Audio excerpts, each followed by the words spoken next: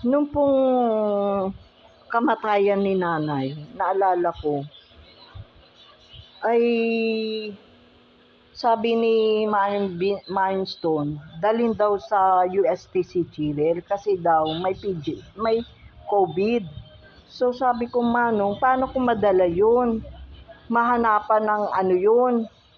Eh, nandito ako sa Mindoro, sabi ko sa kanya. So, nagdasal ako ng soul, ng ano, ng prayer request, yung how to pray the soul of Yumao na. So, binasa ko yun.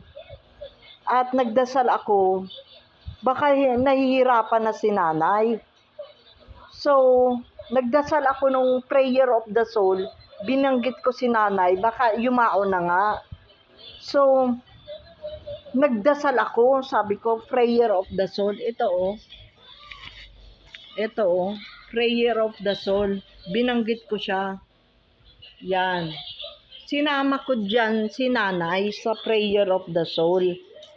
So, at that time, kala ko na baka patay na nga si nanay. Kaya dinasal ko yan. So, yung pala, kinaumagahan na yun, namatay na pala si nanay. Sabi ni Chirep, ay patay na si nanay. Yung pala yung yun lang ang dinasal ko. Ano pa ang yung iniwan ni Chirep sa akin si nanay at that time nung nagkolon si nanay. Di sabi ko, Nay, mag-inom ka ng tubig, Nay. Di kumuha ako ng balat, sabi ko. Sa balat niya, kumuha ako. Pinainom ko sa kanya. So, sabi ko, pinainom ko sa kanya, no? Kasi, may mga aswang. Ay, gano'n naman ang ginagawa ng mga ninuno. Naalala ko yung sabi ni Ate Idel, ni Mama Bilin, yun daw puso ni Ide Rose, ay binigay ni kay Shaina, pinakain daw.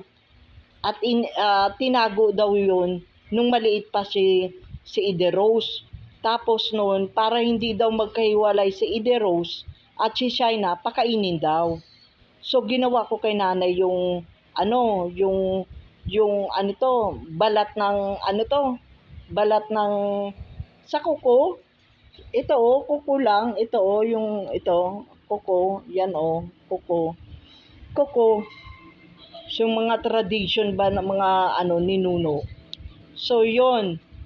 Tapos nung sino kaya mamumuta?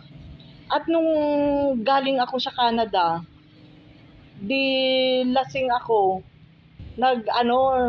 Sabi ko, ano kayang itong kape na ito, tinuktok ko yung loob ng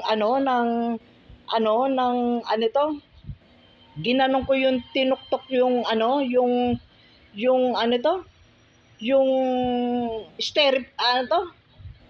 thermos, nabasag ngayon yung thermos. Hindi ko alam kung sino uminom o syempre pagkatagas ng thermos na yun, agad-agad yun mauhulog lahat yung doon, kung yung bubog ba o yung ba. Ayun, hindi ko naman alam. Sila naman ang nakakaalam, hindi naman sila nagreklamo. So, pagtingin ko, wala na dun yung siguro nakita nila yung bubog na yun. Noon pa yun, nung dalaga pa ako noon. So, ito yung pagkamatay ni nanay kasi na nilalaanan na hindi ko lubos-lubos na maisip na nilagay ko lahat yun sa prayer request. At wala akong kinalaman sa mga coupon band na yan. Kasi yan, gawa na yan sa Canada. Kasi yan, binasa ko lang yan sa coupon band para ma-spread dito sa Pilipinas. Para maalis yung kahirapan na yan. So yun lang ang alam ko.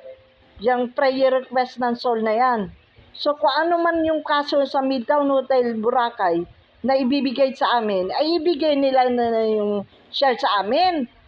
Para naman ako si Auntie Nining Kung kailan pa ako mamamatay, dun ibibigay yung share. Ano naman yung usapan na yan? Ano na yung usapan na yan? Para ako si Teresita Arcimo Kung saan pa ako hirap na hirap ay doon na ibigay yung pera Yung property na dapat ang share sa Midtown Hotel Boracay so saan ako nagkamali doon? Ano pa ang pwede kong ilabas na kaso doon? O yan,